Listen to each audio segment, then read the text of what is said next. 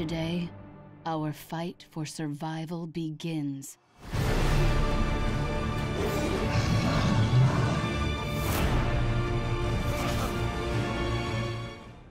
Hello there, Seraphim17 once again. This is my Extinction Master Sentinel walkthrough. This is the 15th mission called Death from Above. We have to rescue civilians while killing vultures, not dying, and making sure our extinction meter is above 70%. This is another mission that I believe does not include the Titans. So, all the way through this walkthrough I've been talking about vultures. Vultures are essentially the gargoyles on the artwork of the randomly generated missions. They are a flying enemy that will teleport in generally when you get near a crystal with some people to save. And when they do, you can then proceed to kill them instantly using the rune strike. And if you miss, you can use the whip to grapple them and then get into a better position to kill them instantly with a rune strike. And it's just essentially how we're going to be doing this. The only real threat of death on this mission is the patches of thorns. As I evidenced in the previous video, you can quite easily fall into a big patch of thorns and die, and you'll have to restart the mission and then sit through the load time that will make you question why the fuck it was so long. But for the most, this is just kind of a fun throwaway mission, and it's going to introduce a new enemy that becomes quite important later on, because the vultures enable you to have a second chance when you're above one of the colossi. You can also, which is a really cool part of them, if it's a difficult titan to climb, you can use just the geometry to get quite high, and then you can grapple up to the gargoyles, up to the vultures, to get on top of a difficult Raveni that's, you know, nigh unclimbable. Because some of them are really difficult to climb when you have to grapple them and the grapple detection is screwing you. But the vultures give you a way up, and it can lead to some really fun moments.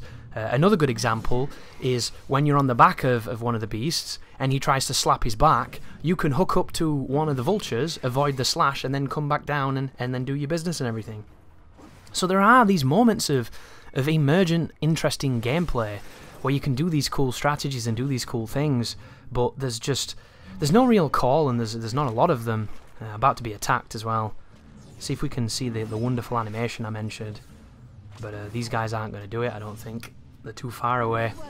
Also, when you try to use the rune strike on the vultures and they do not glow red, it means that they're in the process of attacking you, and their attack has a lock-on property. So what you want to do is, instead of using the rune strike, you want to use the grapple towards them, grapple them, and then rune strike them, and they will die. But to expedite this process, you definitely want to power up your abilities by getting a max rune counter so that you do more damage. Just because if you end up bumping into something and it doesn't die instantly, you'll make sure it does with this ability. And be very careful where I am right now. If you mess this up and you land in those thorns, it's a reset. But you shouldn't, because, you know, you've played this game a bit now, you understand the controls, you should be a bit of a beast. And like, doing this is pretty fun, but it's not high execution. Like, you can do this in Devil May Cry 3 using Trickster. You can do it against the Fallens. But doing what I'm doing now against the Fallens in Devil May Cry 3 takes about a year of practice, whereas this can be done in a second. That's the difference between the skill ceiling, you see. Like, effectively jumping between Fallens using Trickster, jump cancelling, and the various different teleport moves, tricking up and tricking down and everything, it's a masterful ballet, whereas this is 2 buttons. It's so crazy how far we've come and how much we haven't learned. It's preposterous, right?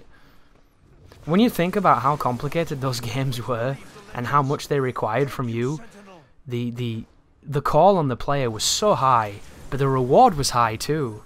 And that's what makes those games so timeless. There's a good reason why people are still playing that game, because it's one of the greatest action games ever made, with a system that is better than anything that followed it, pretty much. Like, that's how good it was. Crazy, right, to think about that. And this is the final civilian to save. And there you go, guys. All of them saved, all of the mission objectives, all of the stars. Master Sentinel will be ours. Thank you for watching, and you take care now.